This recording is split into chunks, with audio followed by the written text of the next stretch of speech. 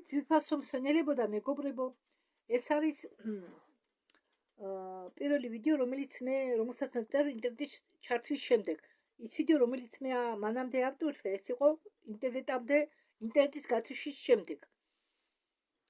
მე ჩავთე ინტერნეტი, იმიტომ რომ ჩვენთან ისეთი ძლიერი ჭუმებია, გარეთ ვერაფერს ვაკეთებ და თან ეს ახალი ვიდეო, რომელიც მე თქვენ მოგიმზადეთ, ძალიან საინტერესო თემასთან დაკავშირებული. ეს თემა არის ეხება ტარტარიას. მე მინდოდა მე რამდენი ხანია ამ ვიდეოებს უსმენ და კი მქონდა სურვილი ნელ-ნელა გადამითარგმნა ეს ვიდეოები, მაგრამ თავს ვიკავედი, რადგან შეიძლება იმ სვინელების უარყოფითი რეაქცია ხო მიმიღო, რომლებსაც გონიათ რომ მე შევეხები რუსეთზე ამ თემას თუ განვიხილავ. შევეხები რუსეთს, არა. ეს მარტო რუსეთი არა. ტარტარიაში შედიოდა ძალიან ბევრი, თითქმის აზია, ყველანი იყო, მოსკოვის ტარტარია იყო, ყაზახეთის ტარტარია იყო, ჩინური ტარტარია იყო, ინდური ტარტარია. ტარტარია არ ნიშნავდა ნაციას. ესენი ტარტარია ნიშნავდა თავისუფალ ტერიტორიას, სადაც ცხოვრობდნენ ბუნებასთან ჰარმონიაში. ხო და ამ ვიდეოს არხის პატრონი არის რახაევი ადილხსანი და ის ჩვენ წარმოგვიდგენს ამ ვიდეოში თემას თუ ტარტარიაში რატომ არ იყვნენ ცხოველები. ცხოველები იმ სახით, რა ცხოველები ჩვენ ახლა ვყავს. კი, როგორ არ იყო ცხოველები ტარტარიაში, მაგრამ მაშინ იყვნენ სულ სხვა ცხოველები და ეს ცხოველები, რომლებსაც ახლა ჩვენ ვხედავთ, იყვნენ გამოყვანილი მოგვიანებით. იმის შემდეგ, როდესაც გაქრა ეს ცივილიზაცია. მაშინ დავიწყოთ. დააკვირდით მე-19 საუკუნის ძველ ფოტოებს. პეტერბურგის, მოსკოვის, პარიზის, ლონდონის ფოტოებს. მაგ დროს გაკეთებული. არის ერთი დეტალი, რომელიც გვაშინებს და თითქმის არავინ ამჩნევს. უზარმაზარ მოედნებზე და ფართო პროსპექტებზე საერთოდ არ არიან ადამიანები და უფრო უცნაური არის ის, რომ იქ არ არიან ცხოველები. ოფიციალური ისტორია ამბობს, რომ იმ წლებში ერთადერთი ტრანსპორტი იყო ცხენები, რომ ცხენი იყო ყველგან, მას მიყავდა დროგი, ხნავდა ყანას და ატარებდა ფოსტას. ქალაქებში მოსახლეობით ასობით 1000 ადამიანით უნდა ყოფილიყო 1000 ცხენი მაინც. ეს კი იმას ნიშნავს, რომ უსასროდ იქნებოდა ჩლიქების ხმაური, ტონა ნაკელი და 1000 ცხენების ნაკელის გროვა ყოველ სახლთან. მაგრამ ამდაგვარ ფოტოებზე ქალაქი გამოიყურება სტერილურად. არ ჩანს ცხოველების მოსაქმედის კვალი, არ დგას ცხენებისთვის გაკუთვნილი საცველი წყლის ჭურჭელი, რომელიც უნდა იდგეს თითქმის ყველგან, ყველა ზაჯვარედინზე თუ ცხენებს საერთოდ იყენებდნენ. თუ შეხედავთ სამეფო მოედანს პეტერბურგში, სადაც ზამთრის სასახლე დგას 1860 წლის ნიმუში, თქვენ ნახავთ იდეალურ ცარიელ ზედაპირს. იქ დროგის ბორბლების ნაკვალევიც კი არ ჩანს. თუ ჩვენ დავიწყებთ მაგ დროის არქიტექტურის შესწავლას, უფრო მეტ უცნაურობას შევამჩნევთ. დააკვირდით ძველ შენობებს ნებისმიერი წყვილ ქალაქებში. სამარიდან დაწყებული ნიუ-იორკამდე დამთავრებული ამ სახლების პირველი სართულები ნახევრად ჩაფლულია მიწაში. ფანჯრები განლაგებულია ტროტუარების დონეზე ან უფრო დაბლა. არა გამონაკლისი არც თბილისი, არც ქუთაისი, სადაც ბევრი ადგილებია ჩაფლული პირველი სართულებით. ისტორიკოსები გვეუბნებიან, რომ ეს არის კულტურული ფენა, ან რომ მასზე აშენებდნენ სპეციალურად სითბოსთვის. მასეთ შენობებში როგორც ჰყავდა საერთოდ ცხენი ან სხვა ცხოველი. კარის სიფართე ამ სახლებში ხშირად აღწევს 5-6 მეტრ სიმაღლეში, მაგრამ ამავე დროს ამ კარებს მიყავხარ წვრილ დერეფნებში, სადაც ძლივს თუ გაეტევა ორი ადამიანი. ამ ქალაქში საერთოდ არ არის გათვალისწინებული ცხოველების ყოფნა. ერმიტაჟის გეგმის ძველ ნახაზში ზამთრე სასახლისა არ არის იმის ხსენება ცხენების სადგომზე მთავარ პერიმეტრიის შიგ, თუმცა იქ უნდა ყოფილიყვნენ ელიტური ცხენები ათასობით, სადგაქრა მათი იქ ყოფნის ნაკვალევი. 1000 კვალი. ნაკვალევი დავწერე, კვალი. 1771 წელს გამოიცა ბრიტანული ენციკლოპედია ბრიტანიკა. მასში შავი თეთრზე წერია, რომ ყველაზე დიდი ქვეყანა მსოფლიოში არის უდიდესი ტარტარია. ის იკავებდა თითქმის მთელი ევრაზიის ტერიტორიას, მაგრამ ყველაზე საინტერესო იწყება, როდესაც ჩვენ ვუყურებთ ამ ქვეყნის ხერხს. მასზე გამოსახულია გრიფონი, ანუ ფასკუნჯი. ფასკუნჯი გახსოვთ ქართული ზღაპრებიდან გმირი რომ იყავს და გმირი გააფრთხილა, სადღაც უნდა გადაიყვანოს გმირი და გმირი გააფრთხილა, ხორცი მოამზადეო და თავს შემოვაბრუნებო, როდესაც ძალა გამომელევაო, შენ ხორცი უნდა ჩამიდეო პირში. და ბოლოს ხორცი გაუთავდა გმირს და ბათახიდან ამოიჭრა ხორცი და ჩაუდო ფასკუნჯს. შემდეგ ფასკუნჯმა ის ფეხი შეუხორცა, ფრთა გადააფარა და დღეს ჩვენთვის ფასკუნჯი არის ღაპრული არსება, ლომის და არწივის შინაარევით, მაგრამ მათ დროს ხალხისთვის დროშა და ხერბი იყო სამთავრობო სიმბოლო, რომელსაც არასდროს არ გამოსახავდნენ გამოგონილს. სხვა ქვეყნის დროშებზე იყო ლომები, არწივები, დათვები, რეალური ცხოველები, მაგრამ ტარტარიამ რატომ აირჩია მაინდამაინც ფასკუნჯი? პასუხი გაგაკვირვებთ. ტარტარიაში ცხოვრობდნენ არსებები, რომლებსაც დღეს ჩვენ თვლით მიფებად და ესენი იყვნენ არა მხოლოდ ცხოველები, არამედ შედეგი რაღაც რთულისა. ასიის ძველ რუკებზე, რომლებიც ევროპაში გამოიცა მე-11 საუკუნეში, მკვლევარები პოულობდნენ უცნაურ ცხოველების გამოსახულებებს. მაგალითად, მერკატორის რუკაზე ციმბირის რაიონში გამოსახულია არსება, რომელიც მოგაგონეს უზარმაზარ დიდ ხვრიკს, მაგრამ რომლებსაც ჰქონდათ ძუძუმწოვრის ნიშნები. ისინი ჩვენ ბიოლოგიაში არ ჩნდებიან, მაგრამ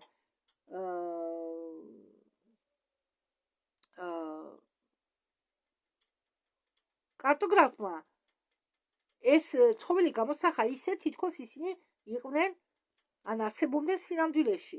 ყურადღებით შეისწავლეთ ფაიტონები და ეტლები მე-18 საუკუნისა. ვერ მათგანს არა აქვს ადგილები შებუმბობის დასამაგრებლად. ბევრი ფაიტონი გამოიყურება ისე, თითქოს უნდა ემოძრავა თვითონ ან რაღაც უხილავი ძალის მეშვეობით. ჩვენ ვხედავთ ექსპონატებს, რომლებსაც მოგვიანებით მიაკეთებენ შემბულობის დასამაგრებელს, რამაც დაარღვია საერთო სიმეტრია და საერთო კონსტრუქცია. იქნება შთაბეჭდილება, რომ ტარტარიაში საერთოდ არ იყენებდნენ ცხოველებს.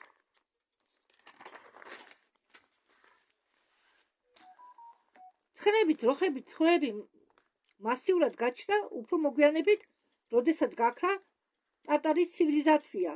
გაქრა ტარტარია, მაგრამ მას ვინ იყო დასახლებული ამ ფართო სივრცეში და ვინ ეხმარებოდა ხალხს შრომაში.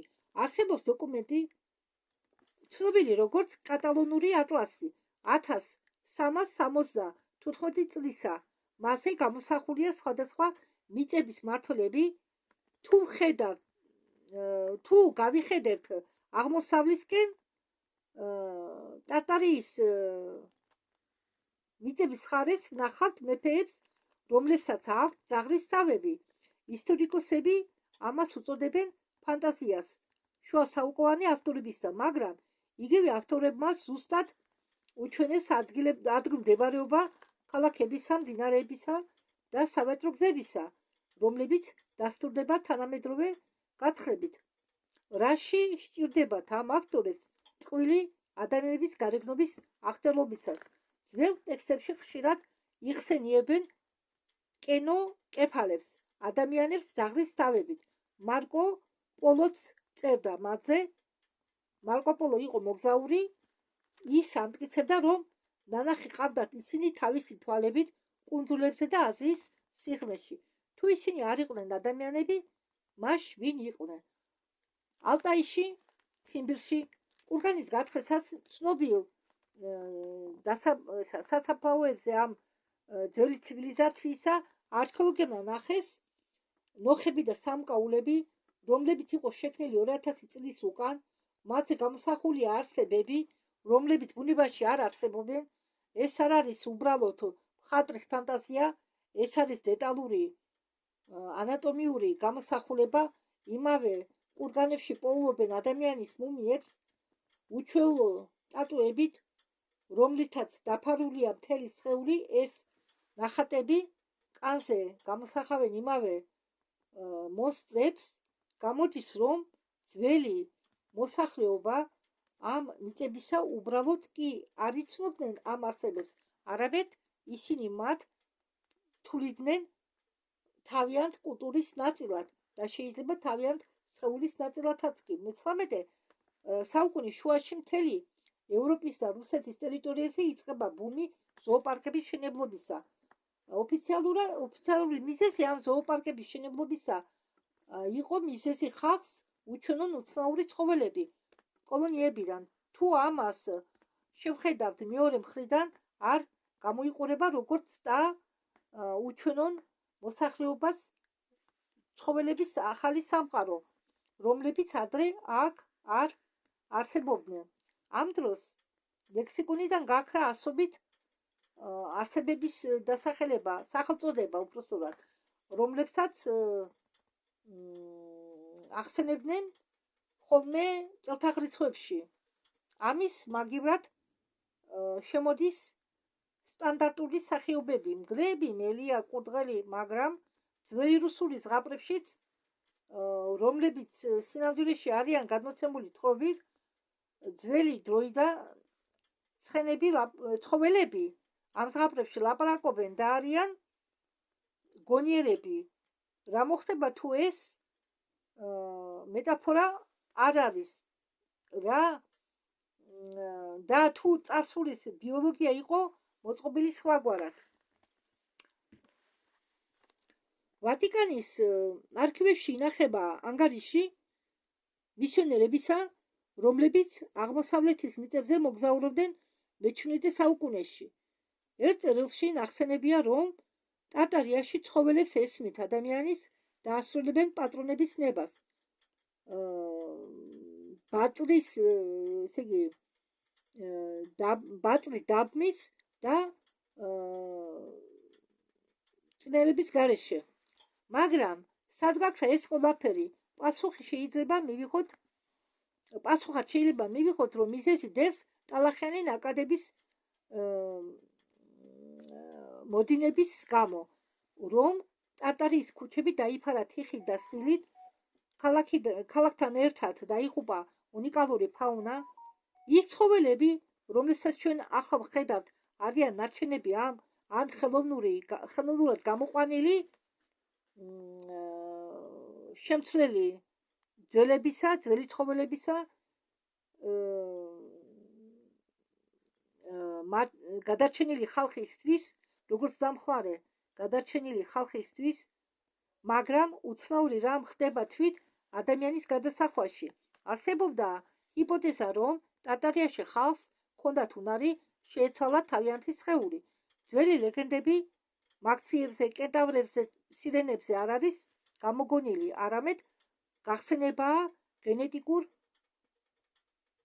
უნარებზე,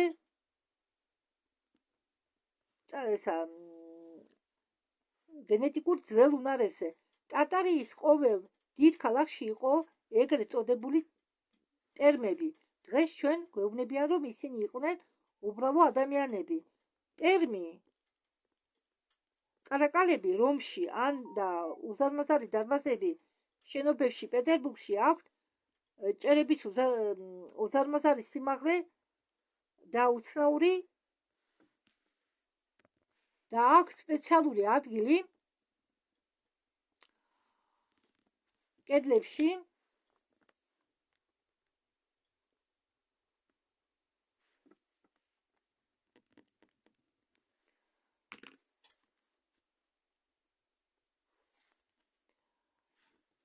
იქ არ არის საკვამურები და არც ნაკვალევია საკვამურების, მაგრამ არის სპილენძის კონტეინერების ნარჩენები. ეს საბანოები კი არ იყო, არამედ იყო ბიოლოგიური მოდიფიკაციის ცენტრები. იქ ადამიანებს შეეძლოთ თავისი გარეგნობა შეეცვალა, გაეძლიერებინათ გზნობები და გადაქცეულიყო სურვილისამებრ სხვა არსებებში განსაზღვრული ამოცანის შესასრულებლად. ამიტომ ძველ რუკებზე ჩვენ ხედავთ მასეცხვაობას ერებში. ისინი არ იყვნენ სხვადასხვა რასა, არამედ სხვადასხვა ფუნქციონალური ადამიანის ფორმა ჰქონდათ, ვისაც ვიღაც ირჩევდა ცხოველების ძალას, ვიღაც ფრინველის ხედვას. ეს ხსნის რომ ტარტარიაში არ იყო საჭიროება ყოლოდათ საშინაო ცხოველები ჩვენ გაგებაში. ცხენი და რა საჭიროა თუ ადამიანს შეუძლია გადაადგილება დიდი სისწრაფით, ან შეუძლია გამოიყენოს თავისი შეცვლილი სხეულის ძალა. გადასრობის შემდეგ ეს ცოდნები იყო დაკარგული. ბიოლოგიური ცივილიზაციის ტექნოლოგიები გახდა მიუწვდომელი. ისინი კი, ვინც იმყოფებოდა ტრანსფორმაციის პროცესში, გადაიქცნენ იმ მიფიურ მოსწრებად, რომლებზეც შემდეგ გამოაცხადნენ მონადირეობა სამყაროს ახალმა მმართველებმა. როდესაც ტარტარია დაეცა, დაიწყო ინსტრუმენტების გაწმენდა. ახალ ხელისუფლებას ესმოდა, რომ საშიში იყო ისეთი ადამიანების დატოვება, რომელსაც ახსოვდა ყველაფერი.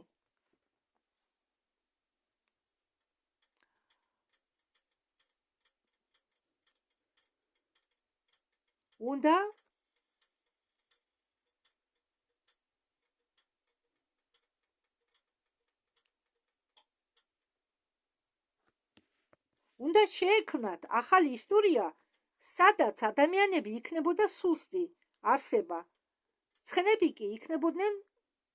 ცხოველები კი მაპატიეთ. ახალ მმართველებს უნდათ, რომ ადამიანები ყოფილიყვნენ სუსტი არსება, ცხოველები კი ყოფილიყვნენ როგორც რესურსი.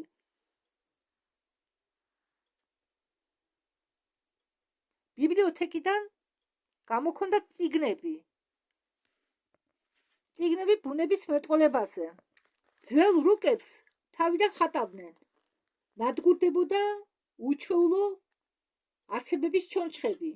მე-19 საუკუნეში ამერიკაში და ევროპაში არსებობდა მთელი ორგანიზაციები, რომლებიც ყიდულობდნენ უცნაურ ძვლებს ფერმერებისაგან და მათ ანადგურებდნენ.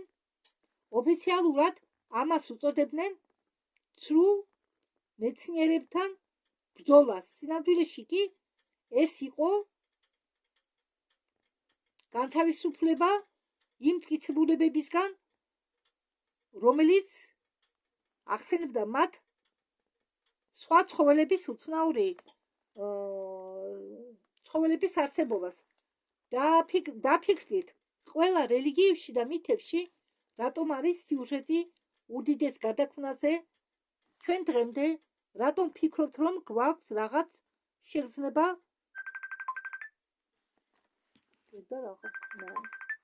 ისეთი ვერ ჩავწერე ვიდეო დღეს. მაპატიეთ, დღეს უკვე ერთხელ შემეშალა და თავი დავწერა ახლა ვიდეოს. საგავჩედი არ მახსოვდა თურმე გათიშულზე წერდი. ამიტომ თავიდან მომიწია, კიდე კაი ახალი დაწყებული მქონდა ჩაწერა. დღეს იმდენად ამერიკა ერთდღიანი ჩავთე და მინდა მეორე ამ ვიდეოს ჩატერა მოვასწრო, რადგან ეს ძალიან დიდი ვიდეოა, ვერ შევამოκლებდი. მთლიანად საინტერესო იყო მთელი ვიდეო. ამიტომ მომიწევს ორ ნაწილად გაყოფა და ორივე ნაწილის ჩატერა მინდა მოვასწრო. მაგრამ არ დამცალდა. რამდენჯერ დამირეკეს. კარგით, მოდით გავაგრძელოთ. დაფიქრდით ყველა რელიგიებში და მითებში, რატომ არის სიუჟეტი უდიდეს გარდაქმნაზე. ჩვენ დღემდე რატომ ფიქრობთ, რომ გვაქვს რაღაც შეგრძნება განსაზღვრული ცხოველებთან და უწოდებთ მათ ჩვენ ტოტემებს, ანუ მიგვაჩნია ეს ცხოველები ჩვენ ტოტემებად. შეიძლება ეს არის სისხლის ხმა, რომელსაც ახსოვს დრო, როდესაც ჩვენ არ ვიყავით გაყოფილი სახეობებზე და ყველაზე უცნაურია, რომ ამის მტკიცებულებად არის ძველი შენობებში, რომლებიც დღეს გავსებულია ნაგვით ან ჩალუქულია ბეტონით, ზოგჯერ პოულობენ უცნაურ კაფსულებს უცნობი მეტალიდან, რომელიც კოროზიას არ ექვემდებარება და აქვთ ფორმა, რომელიც იდეალურად უხდება ადამიანის სხეულს. მკვლევარები, რომლებსაც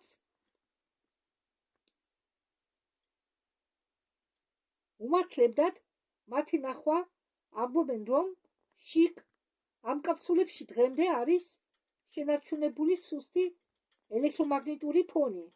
ეს კაფსულები არის ნარჩენები იმ ტრანსფორმაციის დანადგარებიდან და ისინი მიმოფანტული არიან ყოფილი ტარტარის მთელ ტერიტორიაზე.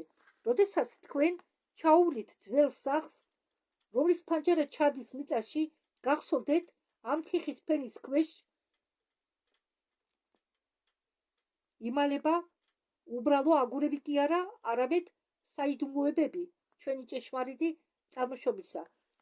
ცხოველების სამყარო, რომელსაც ჩვენ დღეს ვიცნობთ, ეს არის მხოლოდ დეკორაცია, რომელიც შექმნეს რაღაცის ნანგრევებზე, რომელიც უფრო გრანდიოზულია, მაგრამ თუ ცხოველები ტარტარიაში არ სჭირდებოდათ, მას საიდე გაჩნდნენ ის ცხოველები, რომლებიც დღეს გვერდ გვახვევიან. არის დოკუმენტი, რომელიც გვიამბობს, რომ პირველი ცხოველები ტარტარიის დანგრეულ ქალაქებში ჩამოიყვანეს დახურულ ვაგონებში, ძლიერი დაცვის ქვეშ. ვინ და რისთვის ასახლებდა ცარიელ ტერიტორიებს ცხოველებით, რომლებსაც გონება არ ჰქონდათ. ამ ცხოველებს რასაკვირველია, გონება როგორ არ აქვს, მაგრამ იმ დონემდე არ ჰქონდათ განვითარებული გონება, რომელიც ჰქონდათ ადრინდელ ცხოველებს, სანამ ტარტარია გაქრებოდა. იმის შემდეგ, რაც კატასტროფამ სახელმწიფო ბინძური ნაკადი წაშალა, ტარტარია მიწის ზედაპირიდან უზარმაზარი ტერიტორიები ევრაზიის და ცენტრალური ევროპისა გადაიქცნენ უკაცრიელ ადგილებად. ცარიელი ქალაქები იდგნენ ხელუხლებელი.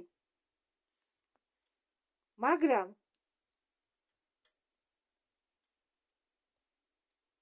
მკვდარი მათში არ იყო არც ხალხი, არც ის უცნაური არსებები, რომლებიც იქ ბინადრობდნენ.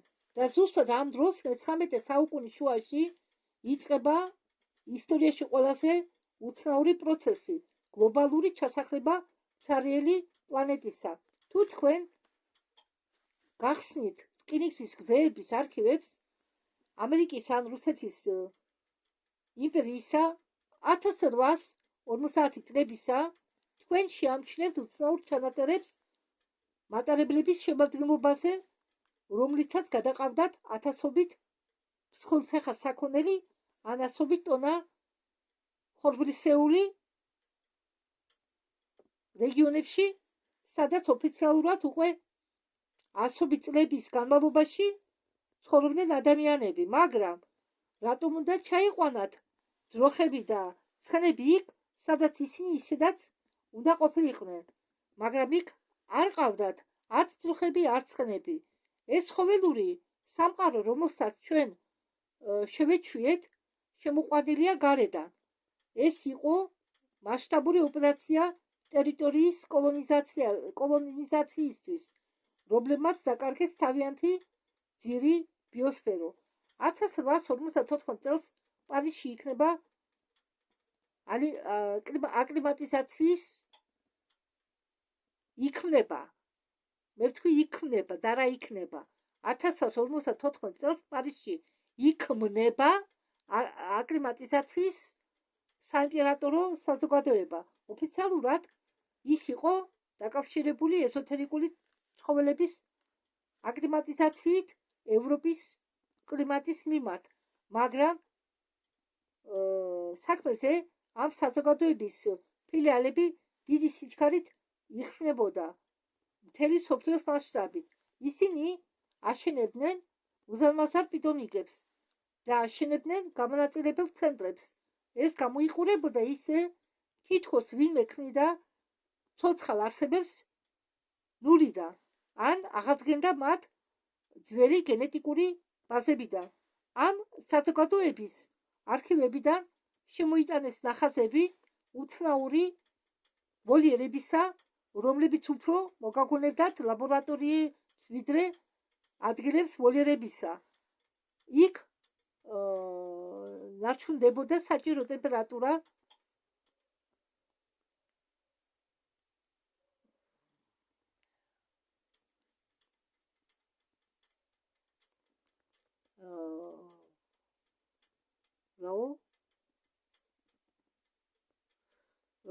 განათება და სინესტე. ხო, განათება და სინესტეც კი, რომელიც არ შესაბამებოდა მზის სინათლეს მაგ დროში. ძროხას ან ღორს რა თუნდოდათ ამდაგვარი პირობები. ისინი ხომ ცხოვრობდნენ თავისუფალ სივრცეში. დააკვირდით ჩვენებური ძაღლების გამოჩენას ბევრი მათგანი გერმანული არჩარკიდან დობერმანამდე იყვნენ ოფიციალურად გამოყვანილი მე-19 საუკუნის მეორე ნახევარში. მანამდე წიგნებში და სურათებზე ჩვენ ვხედავთ სულ სხვა ძაღლებს ან და იმავე კენოკეფალიებს, რომლებზეც ვიდეოს დასაწყისში იყო საუბარი, ანუ ადამიანი თავის ძაღლის თავებით. ისტორიკოსები ჩვენ გვესაუბრებიან სელექციაზე, მაგრამ სელექციას უნდა წლები, ასობით წელი. აქ კი ასობით სახეობა გამოჩნდება უკვარულად 20-30 წელში. ამ ძაღლების მეშვეობით იჭერდნენ ველურ ტარტარიის ხალხს, რომლებიც იმალებოდნენ ტყეებში. ძაღლების ყოველ ჯიშს ჰქონდა თავისი ფუნქცია. ამერიკა ამ პერიოდში 1804-დან 1925 წლის განმავლობაში არსებობდა ამერიკაში ამ პერიოდში 1904-დან 1925 წლის განმავლობაში არსებობდა მოვლენა ცნობილი როგორც ობლების მატარებლები. ოფიციალურად ეს იყო პროგრამა ობოლი ბავშვების განაწილებისა.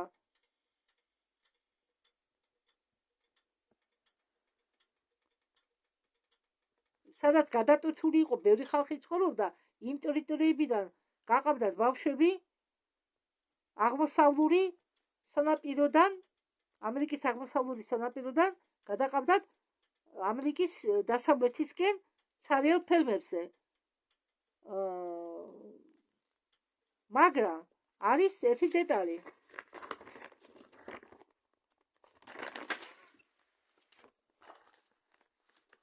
რომელსაც სწორედ ხშირად ტოვებს ხოლმე ადამიანი, ყურადღებას არ აქცევს. იმავე მატარებლებში, მეზობელ ვაგონებში გადაყავდათ ცხოველების შვილები და მცენარების თესლები. ბავშვებს და ცხოველებს ანაწილებდნენ ახალ ფერმებში ერთდროულად. ეს იყო პროექტი ერთდროული შესახლებისა ტერიტორიაზე გასაღების ქვეშ. ობლები, რომლებსაც არ ახსოვდა თავისი ნათესავები, ღებულობდნენ ცხოველებს, რომლებიც ადრე არასდროს უნახავთ და იწყებენ მიწის დამუშავებას, რომელზეც კიდევ გუშინ იყო განლაგებული ტარტარიის ქალაქები. ეს იყო მეხსიერების განწმენდა ბიოლოგიური დონეზე. ახალ ხალხს მისცენ ახალი ცხოველები, რომ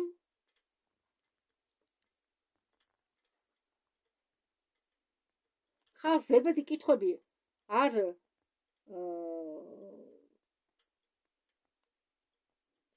დასვან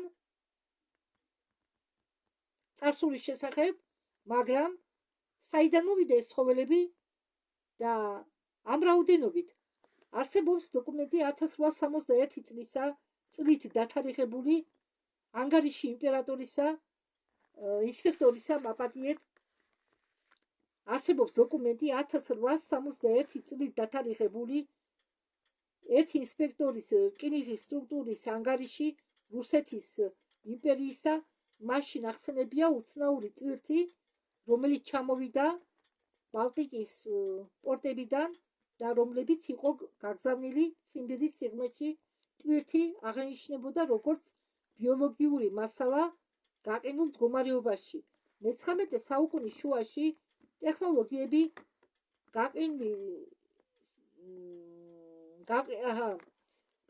მე-19 საუკუნის შუაში გაყინვის ტექნოლოგიები მხოლოდ იწყებდა განვითარებას, მაგრამ ამ მიზნებისთვის გამოიყენებოდა უზარმაზარი ყინულები და სპეციალური ტერმოს ვაგონები.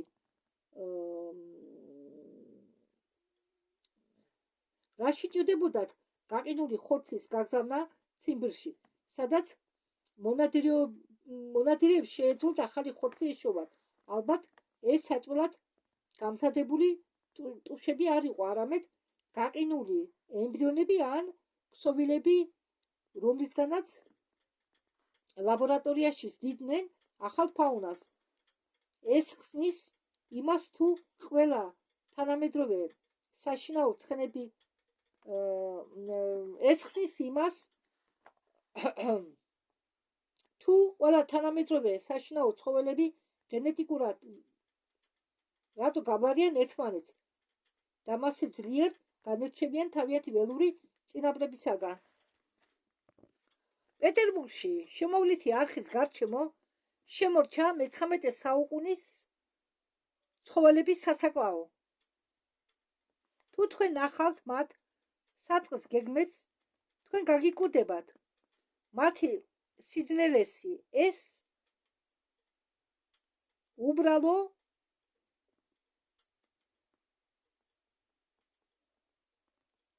სარაები კი არ არის ხორცის დასამუშავებლად. ეს არის უზარმაზარი კომპლექსები ვენტილაციური სისტემით, ლიფტებით და უცნაური აუზებით, კაფელით დაფენილი. მათში არ არის ცხოველების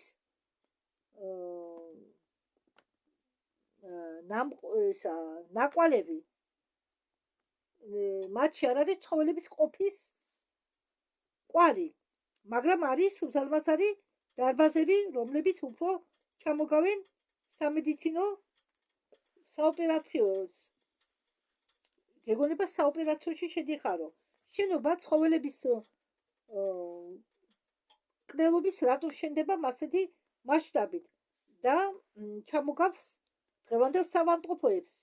შეიძლება მათი ჭეშმარიტი დანიშნულება იყო სხვა, იქ ხდებოდა საბოლოო დაწყობა ბიოლოგიური სახეობებისა, სანამ მათ გამოუშვებდნენ სამყაროში.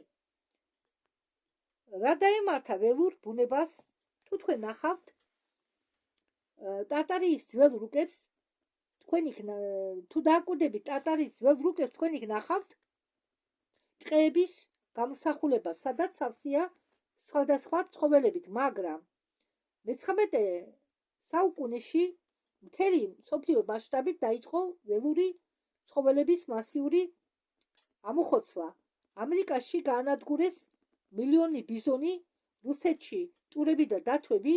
ოფიციალურად ეს ხდება ტყავის გამო, მაგრამ ლოგიკა აქ არის დარღვეული. ბიზონებს კლავდნენ და აგდებდნენ და სამპობად ხორცს არ ჭამდნენ, არც ტყავს აძრობდნენ. ეს იყო მიზანმიმართული განწმენდა. ბიოსფეროსი უნდა გაენადგურებიათ ძველი სამყაროს ყველა მოწმე, ყველა არსებები, რომლებსაც შეიძლება ხსოვნებოდათ ძველი წესრიგი, ან ქონოდათ კავშირი გამქრალ ცივილიზაციასთან. ველური ბუნება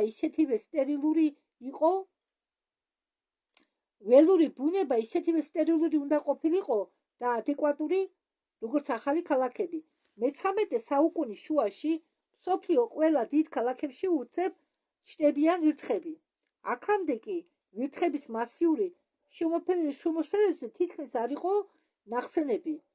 ადრე ტატარიაში ქალაქები იყო სულთა უტილიზაციის სისტემა კი ნარჩენებისა სრულყოფილი.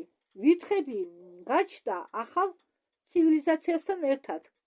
კვლევარები პოულობენ უცნაურ დამოწმებას იმისა, რომ ვირთხებს სპეციალურად ამრავლებდნენ იმავე პიტომნიკებში, სადაც ამრავლებდნენ საშინაო ცხვრთფეხა ცხოველებს. რისთვის? იმისთვის, რომ შექმნან ეპიდემიების საშიშროება. ავადმყოფობის წინაშე შიში აიძულებდათ ავადმყოფობის წინაშე შიში აიძულებდა ხალხს დამორჩილებოდნენ ჰიგიენის ახალ წესებს. აეშენებინათ დახურული კანალიზაციები და რაც მთავარია, ნდობა უნდა ქონოდათ ოფიციალური მედიცინის მიმართ, რომელმაც დაიწყო კონტროლირება ცხოვრების ყოველი ასპექტისა.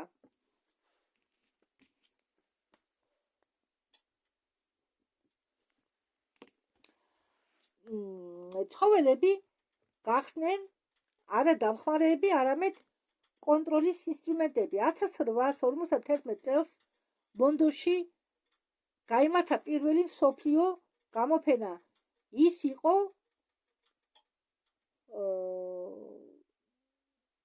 განლაგებული ბროლის სასახლეში, გიგანტურ შენობაში, მეტალისაგან და მილისაგან დამზადებული. გამოფენის კატალოგში იყო აღნიშნული მიძღვნილი ცხოველური წარმოშობის პროდუქტებს. იქ იყო გამოფენილი არა მხოლოდ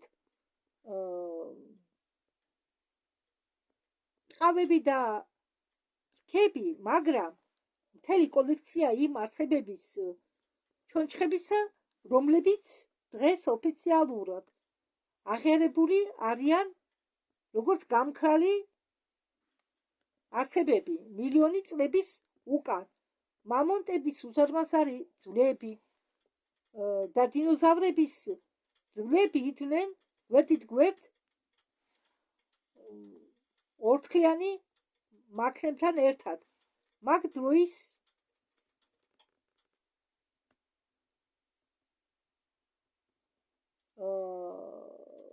დროს თვითონ მეცნიერება, პალეონტოლოგია არ არსებობდა და იქ მისული ხალხისთვის უცნობი იყო თუ რა არის პალეონტოლოგია.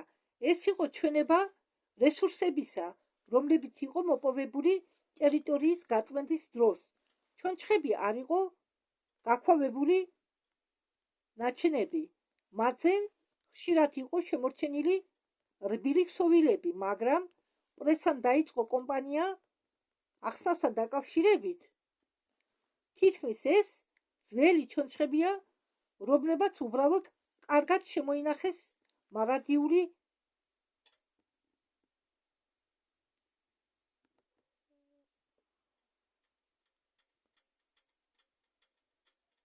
ძვალი.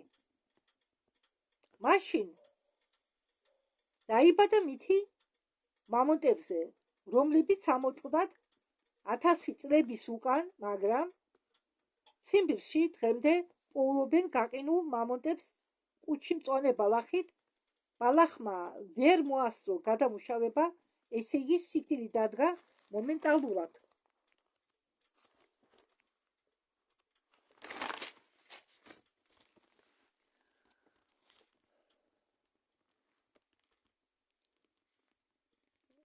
მძაფრად ტემპერატურის დავარდნამ, ან შეიძლება ბიოლოგიური დარტყმისაგან მოხდა ეს კატასტროფა, ეს კატაკლიზმა მოხდა არა 1000 წლის უკან, არამედ ახახან ტარტარიის დაცემის შედეგად. მამონტები იყვნენ იმ ცივილიზაციის ნაწილი.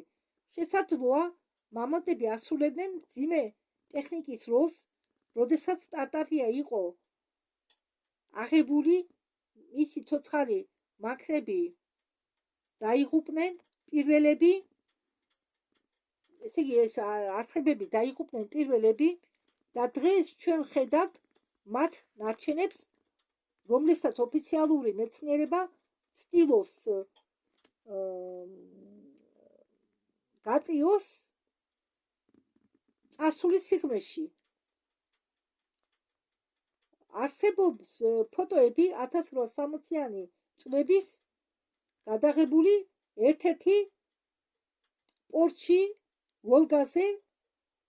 იქ არის დაფიქსირებული გადმოტვირთვა უზარმაზარი ყუთებისა უცნაური ნახვეტებით.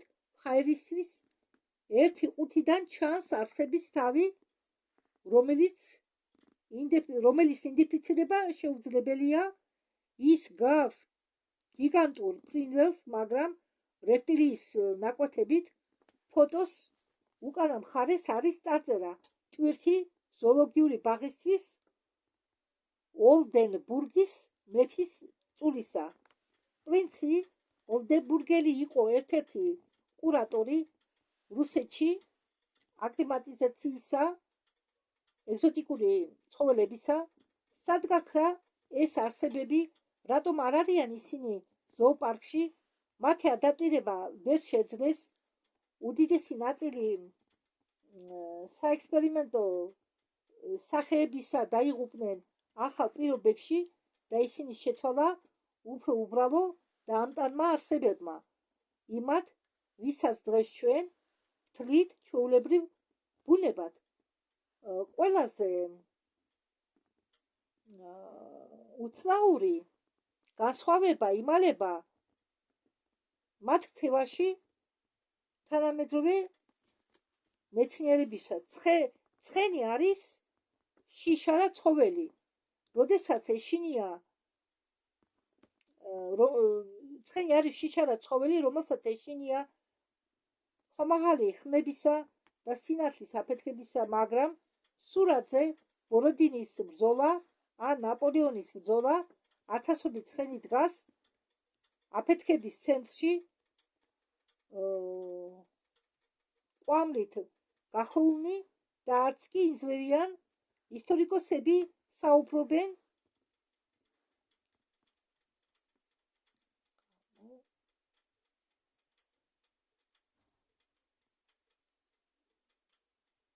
გაწვლაზე, მაგრამ ნებისმიერი მეცხენე იტყვის, რომ თვითგადარჩენის ინსტინქტი შეუძლებელია ჩაახჩო.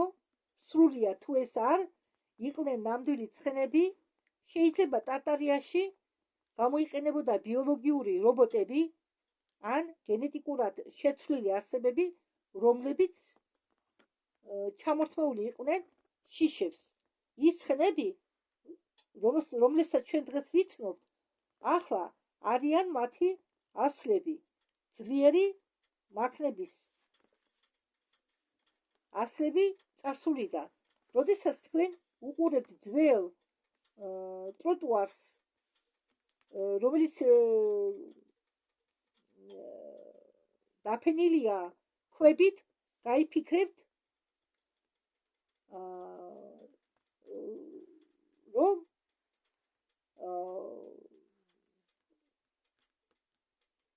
ცხენის ჩლიქები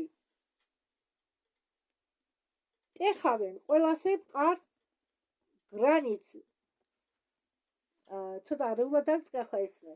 როდესაც თქვენ უყურებთ ძველ ტროტუარებს, ხო, რომლებიც იდეალურად არის დალაგებული ქვებით, თქვენ ალბათ ფიქრობთ აი რაზე, თუ ცხენი დადიოდა ამ ქვაფენილებზე, საერთოდ 10 წლის განმავლობაში რამყარათაც არ უნდა იყოს ქვაფენილი დალაგებული, ცხენი ტეხავს ამ ქვებს. ჩლიქის მოქმედისა ზედაწოლის ქვეშ.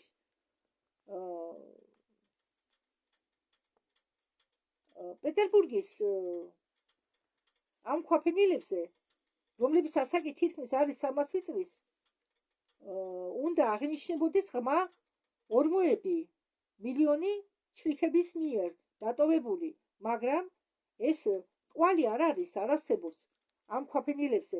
ქვაფენილები გამოიყურებიან ისე, თითქოს მასზე არასდროს არ დადიოდნენ მძიმე ცხოველები რკინის ნამგლებით.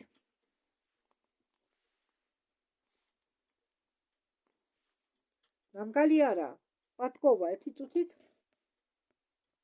მძიმე ნაალით. ეს კი იმას ნიშნავს, რომ ქალაქები იყო აშენებული ახლახან ან დავით ამ ქალაქებში ცხოვრობდნენ, გადაადგილდებოდნენ სრულიად სხვაგვარად, მაგრამ თუ ტარტარიის ქალაქებში არ იყო ცხენები, მას რატომ არის იქ მასეთი ფართო ქუჩები და მოედნები? პასუხი შეიძლება იდვეს ფარული ნახაზებში და ეს ნახაზები შეიძლება დევს კერძო კოლექციებში. მათზე გამოსახულია ქალაქის ქუჩები რელსებით, რომლებიც მიდიან დეპოში კი არა, არამედ პირდაპირ შენობის შიგ და ამ რელსებით გადაადგილდებიან ტრამვაიები კი არა, არამედ ავტომატური პლატფორმები. ტარტარია იყო უხმაურო ტექნოლოგიის სამყარო, ცხენები და ფაიტონები არის მე-19 საუკუნის დეკორაციები, რომელიც ხელს უწყობს ტექნოლოგიური უპირატესობის დამალვას. წარსულისა, ვიღაც გავლენიანმა პირმა ჩათვალა, რომ კაცობრიობა არ უნდა ფლობდეს მასეთ ტექნოლოგიებს. ჩვენ შეგვიცვალეს არა მხოლოდ ისტორია, არამედ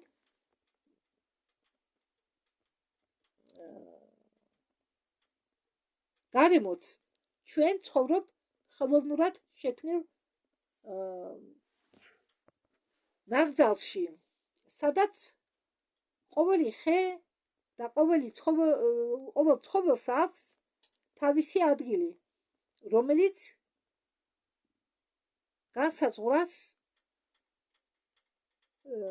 რომელსაც განსაზღვრავენ კოლონიზატორები, მაგრამ ზოგჯერ სისტემა იძლევა დარღვევას, იჭედება.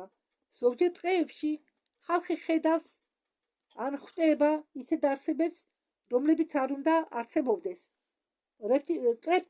კრეპტიდები, თოვლის ადამიანები, ჩუპაკაბრები არის галлюცინაციები.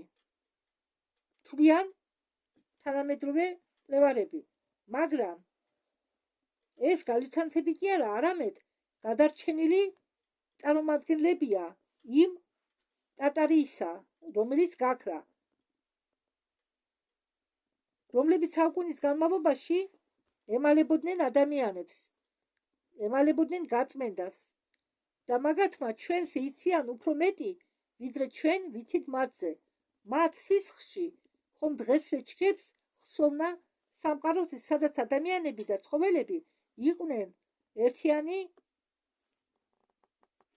გონიერი მთლიანობის ნაწილი და მტკიცებულება ამ კავშირისა იხსნება დახურულ სექციებში, ბრიტანული მუზეუმში, ფორმალინიან მინის ბანკებში ცურავენ ნიმუშები და როდესაც ამ ნიმუშებს უყურებ, ხდება ნათელი, რომ ჩვენი წარმოდგენა ბიოლოგიაზე არის სიცრუე, თავიდან ბოლომდე სიცრუე. მაინც რას ვალავდნენ ეს ნიმუშები, რატომ არის მათი ხალხზე ჩვენება აკრძალული სიკვდილის შიშით. შემდეგ გაგრძელებაზე ნახავთ რუკებს, სადაც არის აღნიშნული არა ქალაქები, არამედ სასიცოცხლო კვანძები, ქარხნები, სადაც იბეჭდებოდა სიძლიერე ტარტარიისა. როდესაც ჩვენ ვიწყებთ ქალაქების შედარებას ერთმანეთთან, რომლებიც გაკეთებულია მე-19 საუკუნის შუაში თვალში ხდება ერთგვაროვნება, არ აქვს მნიშვნელობა უყურებ თქვენ კალკუტას ინდოეთში, სან-ფრანცისკოს ამერიკაში, ან ოდესაც უკრაინაში, იმ დროის რუსეთის იმპერიაში. ერთ და იგივეს სურათს ხედავთ, უზარმაზარი დიდი შენობები კოლონებით და გუმბათებით, აბსოლუტურად ცარიელი ქუჩებით. ამ კადრებზე მხოლოდ ადამიანები კი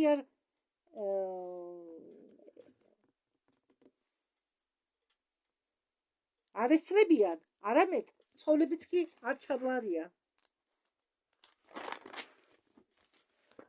ოფიციალური ვერსია ამბობს, რომ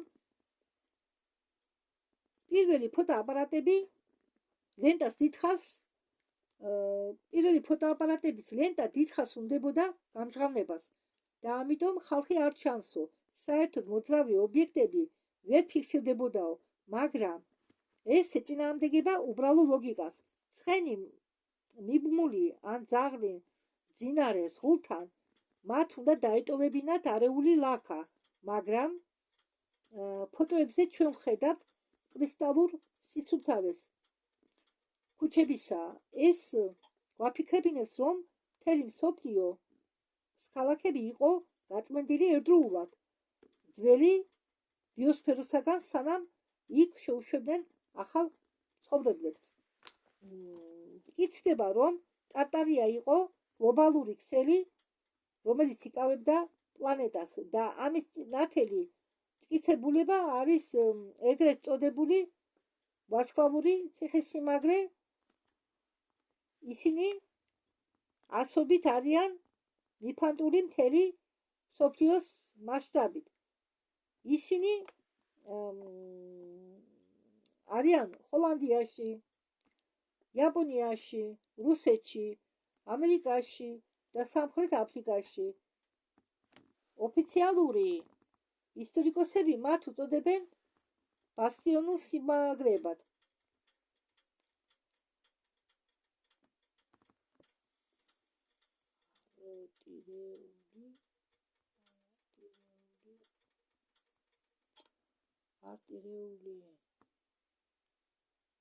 არტირეული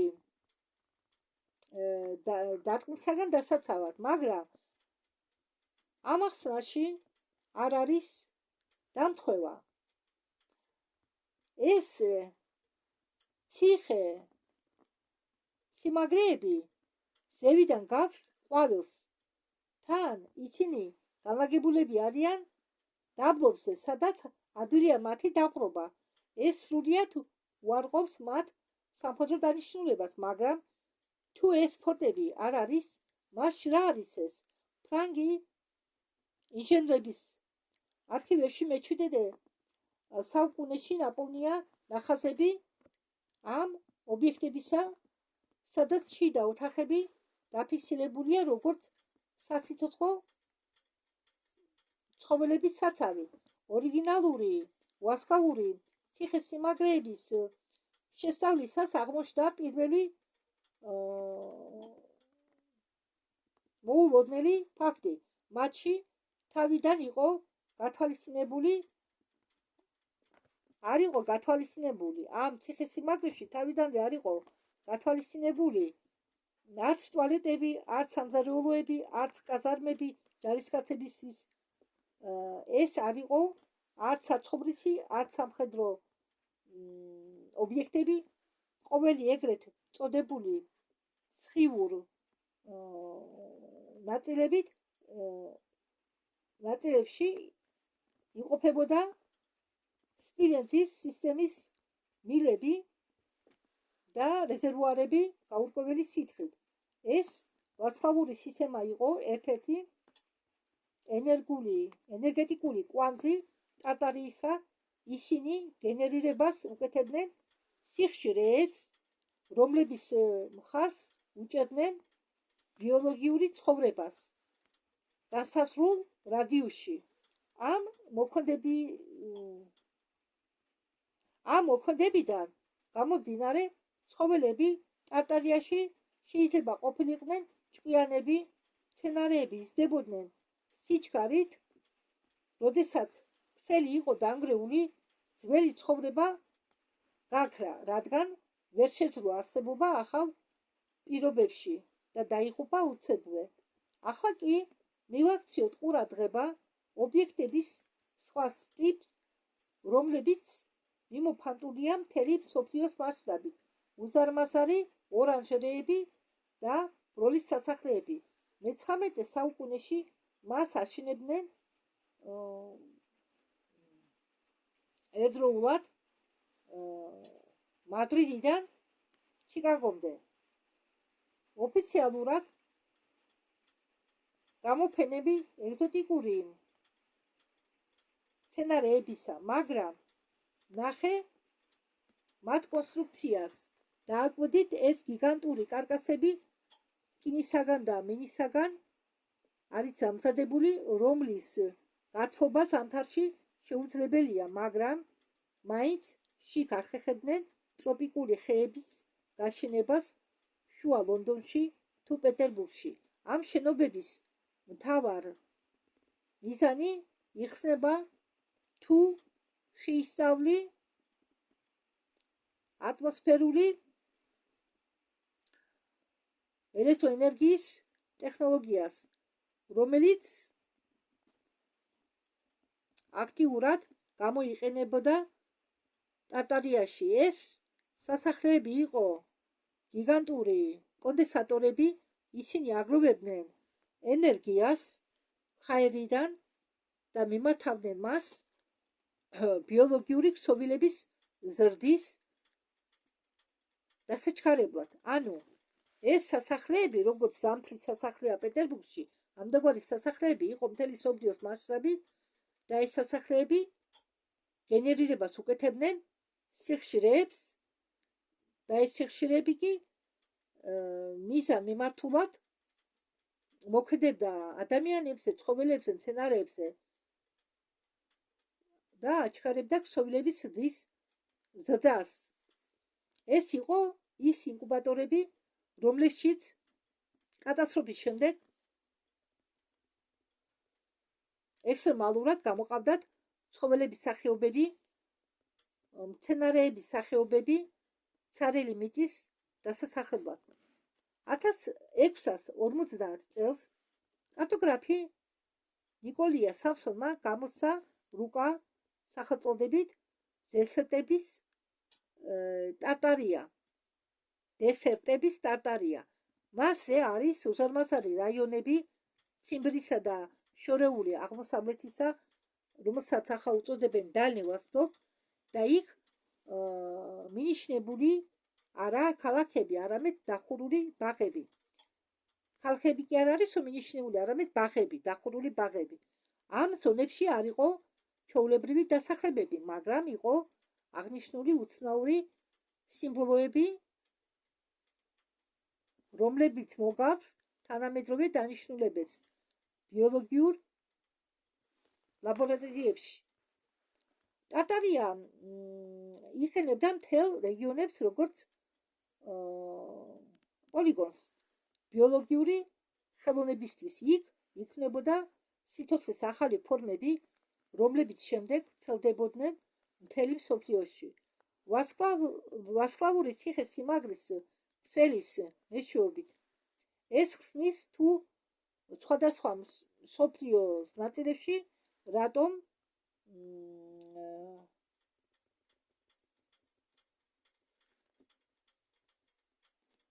მაგალითად ინდოეთის და მექსიკის არქიტექტურაში ხდებიან იდენტური გამოსახულებები ერთ-იგივე მიფიურ არსებებისა. ეს არ იყო ფანტაზია, არამედ გლობალური ქსელის მუშაობა იყო ტარტარიის ლაბორატორიებისა. მაგალითად, ავსტრალია, ეს კონტინენტი დიდი ხანია ითვლება izolირებული და მისი ფაუნა ვითარდებოდა მილიონი წელი ცალკე დანარჩენი სამყაროსაგან, მაგრამ როგორ ახსნათ, რომ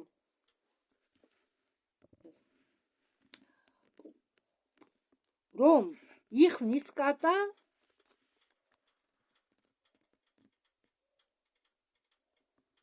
არსებობს ავსტრალიაში, რომელიც გამოიყურება როგორც ორგანოების გროვა სხვადასხვა ცხოველებისაგან. მას აქვს ფრინველის ნისკარტი, აქვს თახვის კუდი, ფეხებზე აპკები, ის დებს ეს იხვის კარტა დებსო კვერცხებს, მაგრამ არის ძუძუმწოვარა. თანამედროვე ბიოლოგია ამას უწოდებს ევოლუციურ კურიორს, მაგრამ გენეტიკის თვალსაზრისით, ტარტარიის გენეტიკის თვალსაზრისით, ეს არის კლასიკური ხიმერული პროექტი. ერთ-ერთი ბოლო ცდა მეცნიერებისა წარსულში იყო უნივერსალური არსების შექმნა, რომელიც შეძლებდა ნებისმიერ პირობებში გადარჩენას. ავსტრალია არ იყო იზოლირებული, ის იყო ტარტარიის ბოლო მოქმედი პოლიგონი, სადაც ექსპერიმენტები გრძელდებოდა მაშინაც კი, როდესაც დანარჩენი სამყარო უკვე იდვა ნანგრევებში. 1893 წელს ჩიკაგოში ჩატარდა საერთაშორისო კოლუმბის გამოფენა. ამ გამოფენისთვის აშენდა მთელი ქალაქი დარბაზებით და თეთრი უზარმაზარი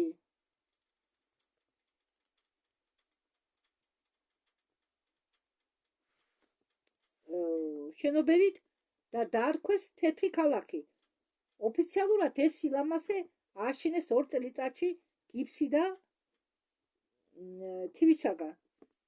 გამოფენის შემდეგ კი თითქმის ყველაფერი დაწვეს, მაგრამ შენახული ფოტოები გვახსენებენ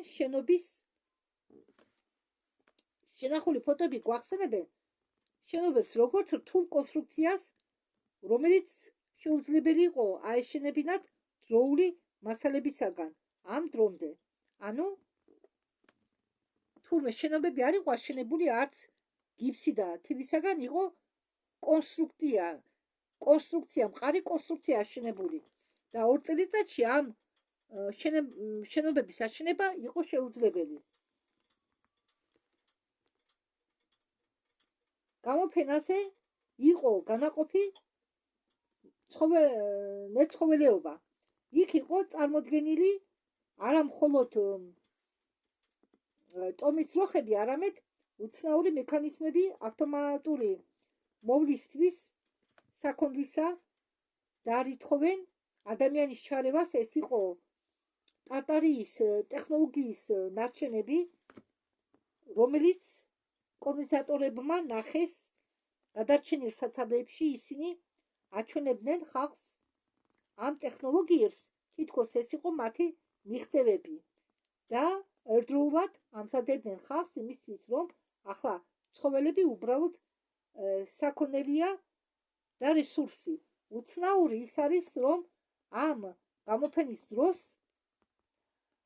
მთელი მსოფლიოს მასშტაბით დაიწყო მშენებლობა ცხოველების სასაკლაოებისა და ქარხნებისა ხორცის გადასამუშავებლად. ცხოველების შენეკვა დაიწყეს ბანაკებში, საკონცენტრაციო ბანაკებში, წყალებში. მათ თავისუფლებას უზღუდავდნენ და ხელს უშლიდნენ ცხოველებს ჰქონოდათ პირდაპირი კონტაქტი დედამიწასთან. ეს იყო გაკეთებული იმისთვის, რომ საბოლოოდ გაეწყვეტა კავშირი ადამიანის და ცხოველებს შორის. ტარტარიაში ცხოველები იყვნენ თანაბარი მონაწილეები ბიოსფეროსი. ისინი არ იყვნენ საკვები. გადასვლა ხორცის დიეტაზე დაიწყო მე-19 საუკუნეში და იყო ჩანერგილი ხელოვნურად იმისთვის, რომ დაეწეათ ადამიანების ვიბრაცია და გაეხადათ ადამიანები უფრო აგრესიულები და მართვადი. დიდი ქალაქები აერთიანებს ერთმანეთთან მიწიერი, მიწისქვეშა წყლის საცავეები, რომლებიც არის ბაზილიკის ცისტერნა სტამბულის ქვეშ, ლონდონის ქვეშ, პარიზის ქვეშ, მოსკოვის ქვეშ, ევროპის პატარა ქალაქების ქვეშაც კი მათ ყველგან აქვთ ერთნაირი არქიტექტურა, კოლონების რიგები, ჭერები და კედლები დაფარულია წყლის გამძლე შემადგენლობით. ყველაზე საინტერესოა, რომ იქ არის ნარჩენები სტივენსის მილებისა, მაგრამ რატომ არის წყლის რეზერვუარის ქვეშ ელექტროსადენები? პასუხი დევს წყლის სტრუქტურაში. წყალი ტარტარიაში არ იყო მხოლოდ დასალევი, არამედ ის იყო ინფორმაციის წარებელი და ენერგიის წარებელი. ამ მიწისქვეშა დარბაზების მეშვეობით წყალი იმუხტებოდა განსაზღვრის ხშირეებით ვარსკვლავური ციხესიმაგრეებიდან, სანამ მოხდება ხალხის სახლებში და არსებების დასალევად არსებების დასალევ ჭურჭლებში. ეს იყო ჯანმრთელობის კონტროლის გლობალური სისტემა და ცნობიერება ბიოლოგიური სფეროს მეშვეობით. როდესაც ჩვენ ვუყურებთ ჩინეთის დიდ კედელს, ჩვენ ვხედავთ უცნაურ რაღაცას. მისი წინა ხედი მიმართულია ჩინეთისკენ, ანუ ბოინიცას რომ უძახიან, კედელი ყოფს ორ ბიოლოგიურ სამყაროს. ჩრდილოეთით ტარტარიას მიწებზე ნიადაგი და მცენარეულობა აქვთ სხვა შემადგენლობა მიკროელემენტებისა. ამას ადასტურებს თანამედროვე გეოლოგიური კვლევები. კედლები არ იყო დასაცავი ნაგებობა, არამედ ის იყო საკარანტინო ბარიერი. მას უნდა აეცილებინა თავიდან შემოჭრა ხელოვნურად შექმნილი არსებების და კოლონიზირებული ჩინეთიდან ტარტარიის თავისუფალ ტერიტორიაზე. ანუ ეს კედელი იმისთვის აშენდაო, რომ ჩინეთის მხრიდან არ ყოფილიყო ტარტარიის ტერიტორიაზე ხელოვნურად შექმნილი არსებების შემოჭრაო. ეს იყო საზღვარი ბუნებრივი სამყაროს შორის და სამყაროს შორის, რომელიც გადაკეთება დაიწყეს ოკუპანტებმა. 1908 წელს ციმბირში მოხდა ინციდენტი, ცნობილი როგორც დავარდნა ტუნგუსის მეტეორიტისა, მაგრამ აფეთქების ადგილას არ იყო ნანახი მეტეორიტის 1 გრამიც კი. სამაგიეროდ მკვლევარებმა დააფიქსირეს უცნაური მუტაცია ხეების და ცხოველებისა ეპიცენტრში. მცენარეებმა დაიწყეს ზრდა იმაზე უფრო ჩქარა, ვიდრე მანამ იზრდებოდნენ. ადგილობრივ ირმებს კი შეეცვალათ სისხლის შემადგენლობა. ეს გამოიყურება ისე, თითქოს ამ ადგილას იყო გადადგურებული ბოლო მომუშავე სადგური, რომელიც კვებავდა ტარტარიას. მისი აფეთქების დროს მოხდა ძლიერი აღმოფხვრა ბიოლოგიური ენერგიისა. ეს იყო ფინალური გაწმენდა. მე-20 საუკუნის დასაწყისში ძველი სამყარო იყო სრულიად წაშლილი. მისი ნარჩენები კი საიმედოდ იქნა შენახული. გრიფის ქვეშ საიდუმლოდ ოდესაც დაფიქრებულ ხალხს ძაღლები და კატები არიან ერთადერთი ცხოველები ასე ადვილად, რომლებიც ასე ადვილად ჩნდებიან ადამიანის საცხოვრებელში და ესმით ჩვენი უსიტყვოდ. ოფიციალურად ეს არის გაშინაურების გამო, მაგრამ გენეტიკოსების ახალი მონაცემები უჩვენებენ, რომ გაშინაურებული ცხოველების დნმ-ში არის ნაკვეთები, რომლებიც გამოიყურებიან ხელოვნურ ჩასმულ, ასე ვთქვათ, ნაწილებად, დანართებად. ეს დანართები პასუხს აგებენ ველური ინსტინქტების ჩასახშობად და ემპათიის გასაძლიერებლად ადამიანის მიმართ. ძაღლები და კატები იყვნენ გამოყვანილები იმ ორანჟერეებში, ინკუბატორებში, როგორც ბიოლოგიური შპიონები. ისინი უნდა ყოფილიყვნენ გადარჩენილი ადამიანების გვერდით, იმისთვის, რომ თვალყური ედევნებინათ მათი ემოციურ მდგომარეობაზე.